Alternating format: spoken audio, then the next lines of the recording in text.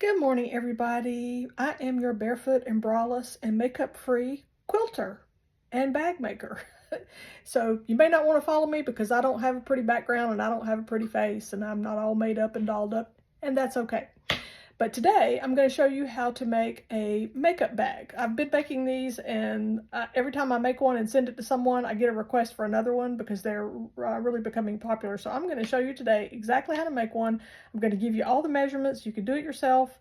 I made up this pattern myself because I didn't have a pattern when someone asked me to make them one, so I'm not stealing anybody's information or anybody else's design. If my measurements end up being the same as somebody else's, it's purely a coincidence. So these end up being about 8 inches by 12 inches. That was the specific request I had. And I box the bottoms. I do a 2-inch boxed bottom. So you have to account for the fabric that you need in order to box the bottom and have all your seam allowances. And so I'm going to go through this with you and show you all the measurements. Just get ready to take some notes if you're interested in doing this. And at the end, you'll see the finished product, so you can decide if this is something that you like. All right, so I've already cut out my main fabric and my lining fabric, and I'm using some scrap pieces of batting that I had to go between the layers. Now you can use fusible fleece or just fleece, or you can use foam if you prefer to have foam in your bag. I'm just using the batting, which means these are going to be just really soft, floppy bags. They're not going to really have any substance on their own. Obviously, it makes them easy to pack and take with you, and you can fill them up with whatever you need to fill them up with. Okay, but let's get on to the measurements. So, and I also have my zipper already ready, and I've got zipper tabs I'm going to be putting on to the zipper. So let's start with the measurements. In order to make this 8-inch by 12-inch bag and compensate for a 1/4-inch seam allowance and your 2-inch boxed bottom, you're going to cut your lining pieces and your main pieces and even your batting or fleece or foam or whatever you're using, the same sizes. So I've cut these pieces to be 14.5 inches lengthwise. So you want your design, you want your bag to be longer in length and shorter in width. So pay attention to your design if you have fabric that has a specific print on it that needs to go one way. So 14.5, I may be off a little bit, but it'll be okay. We can compensate for that. So 14.5 inches by 10.5 inches for your width. So that's what you want to cut all of your pieces. Now for your zipper, we're going to cut our zipper a little bit shorter than that because I got some cheap zippers here. You get what you pay for. And with these zippers, I break a lot of needles. So I'm going to compensate for that by using zipper tabs and cutting my zipper a little bit shorter than the bag so that when I'm sewing the bag together in the seam, the zipper will not be in the seam allowance. It'll be just outside the seam allowance. So I'm going to you cut your zipper about 13 3/4, maybe 13 15/16, just shy of 14 inches is what we're going to do for our zipper. Now, the first thing I'm going to do is I'm going to take one of my pieces of batting and I'm going to lay my main fabric on top of my batting, and I'm going to go just sew my fabric down to my batting. That way, it just makes it easier for me when I'm assembling the bag. I don't have to worry about, because this is not a fusible batting that I'm using, I don't have to worry about this slipping or moving on me. So I'm just going to do like an 1/8 of an inch seam all the way around, and then if I have a little bit of extra batting here, I'm just going to trim it off. But I'm just going to sew my main fabric to my batting just to hold everything in place, and then I'm going to come back after I do that to both pieces. All right, the next thing we're going to do is we're going to prepare our tabs for our zipper. So I cut these about 2 inches by 3 inches roughly, and then you're going to take it to your iron and you're going to iron it in half, and then you're going to take your raw ends and fold them into that ironed point and fold everything in half again so that you have 2 little tab ends to go on your zipper. And then you're going to open it up and put your zipper right inside the tab, and you're going to go sew about 1/8 of an inch from the edge of the tab on each end of your zipper. And I'm going to go do that for mine, and I will come right back. Sewed your tab onto your zipper. Trim the tab to be even with your zipper.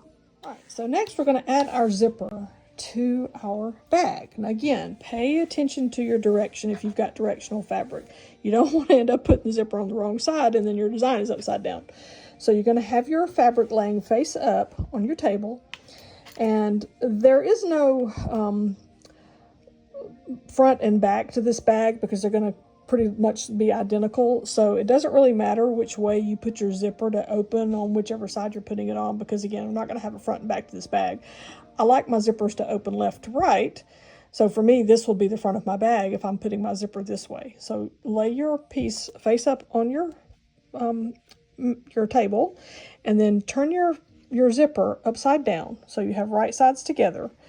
And you're going to place your zipper. Your zipper should be just slightly shorter than the outside of your fabric. So you're going to kind of try to, like, mine almost looks like it's right in my seam allowance, a little bit longer than I wanted it, but that's okay. It works. If it's the seam allowance, that's fine. It's just this is going to get caught in your seam allowance, and I was trying to avoid that. But I guess I did not cut my zipper as short as I thought I did. Should have probably cut another 1/4 inch off of it, but that's okay. We're going to line our zipper up on our bag. And I'm going to take some clips. I'm going to clip it. So I've got my zipper clipped to my bag. So next I'm going to take one of my lining pieces. And I'm going to lay it right sides together on top of this. And I'm going to make sure it's even with the fabric, and I'm going to come back and reclip and put the lining piece on top of the zipper. Now when you're sewing this together, you want to make sure that zipper stays even with your two pieces of fabric. Now if you prefer to sew your zipper down and then come back and add your lining piece, you can do that. I just do it all in one step because it just saves me time. But you do whatever is comfortable for you. Sew the zipper in if you're more comfortable doing that first, and then come back and add your lining piece on top of that and sew it in. But I'm just going to do it all at the same time. And then after I get this sewed down, I will come back. So after I got my zipper sewed in to my first piece here, I've ironed it flat. So I ironed this down along with the lining piece being flat. And now what I'm going to do is I'm going to go back to my sewing machine, and I'm going to do just a small line of top stitching right along that edge. Just below the edge of where the zipper is. Now, I've seen a lot of videos of people making bags, and they tell you to not top stitch with your lining down. I don't know why. To me, I like to top stitch with my lining down because then I know my lining is held in place and it's not going to get scooched up and into my zipper or anything like that.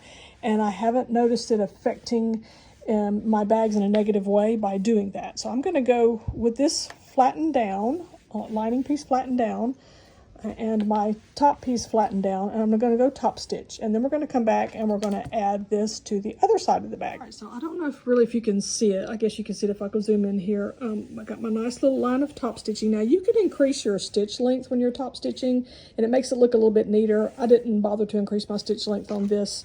I think it's fine. And then this is the lining side, so my lining is all nice and top stitched down, so I don't have to worry about it creeping up and interfering with my zipper or anything. So now the next step is we're going to repeat the process for the other side of the bag. So we're going to take our other side of our bag, and we're going to treat this as the zipper, and we're going to flip it right sides together, upside down. And we want to make sure that our sides are matching, left and right sides are matching, and we're going to put the zipper all the way up here at the top of the bag. And do the same thing. We're going to clip the zipper down. I'm going to add my lining. You can either sew your zipper in and come back and add your lining, or you can do it all in the same step like I'm going to do. So I'm going to clip all this down to the other side of the bag, and we're going to sew it the same way. We're going to sew the zipper in. I'm going to iron it. I'm going to top stitch, and then we'll be ready to put the whole bag together. This is a very quick, simple process. We still have to box our bottom, so we'll do that step next. All right, so here we are with our two sides put together. Everything's been top stitched. You've got the front side and the lining side, and now we're going to box our corners. I probably should have done that before I sewed it all together, but it doesn't really matter. There is no right or wrong way to do this. I'm just going to find a marker, something I can mark on my fabric with. I have a pencil. Here we go. So what I do is and you don't have to do it this way. To me, it's just easier to do it this way. I create a 2-inch box corner. So I take my ruler and I measure 2 inches from my bottom, and I'm going to draw this. Draw a line with my pencil just so I can see it.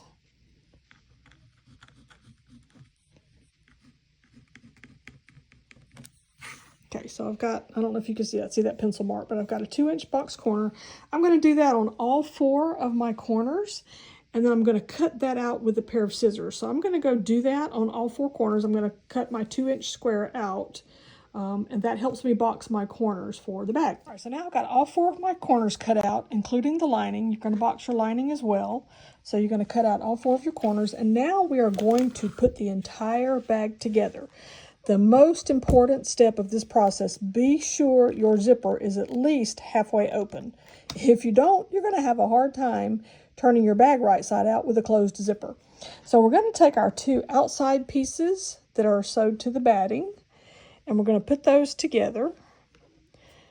And we're going to take our 2 lining pieces, and we're going to put those together. And what I'm going to do is I'm going to line everything up, and I'm going to take my little clips here, and I'm going to clip all the way around the entire bag. And then we're going to sew it together using a 1/4-inch seam allowance. But we want to leave an opening in our lining so that we can turn the bag right side out. So I'm going to leave, I try to do like a finger width, my forefinger width, at least that much open. So I'm going to leave, I'll just make a mark here, like from there to about right there. I'm going to leave that open. So I'm going to clip everything, and I'm going to start sewing here. I'm going to sew all the way around the entire bag, and I'm going to stop right there. And then once I get that done, I'll come back and we will start turning our bag right side out. All right, one thing we didn't talk about is the zipper. So when you're sewing your bag outside together, you want to make sure that zipper is folded inward like so. And we're going to sew that down with it folded inward. It makes it much easier to push out your zipper and make it look nice and neat when you're pushing your bag out. So folding my zipper in, instead of folding it towards the lining, you're folding it towards the outside of the bag. All right, so we got everything sewed up and we've boxed our corners. So now I'm going to reach through my lining here, and I'm going to pull the bag right side out. All right, we got our bag turned right side out. So now the only other thing we need to do is go sew up the opening in our lining. So I'm going to fold it in 1/4 inch on each side of that opening, and I'm just going to zip it closed with my sewing machine, and then stuff the lining back in the bag, and I'll come back and show you the finished product. All right, here it is, our finished bag. Easy peasy. And it ends up being 12 inches by 8 inches if you look at the boxed bottom.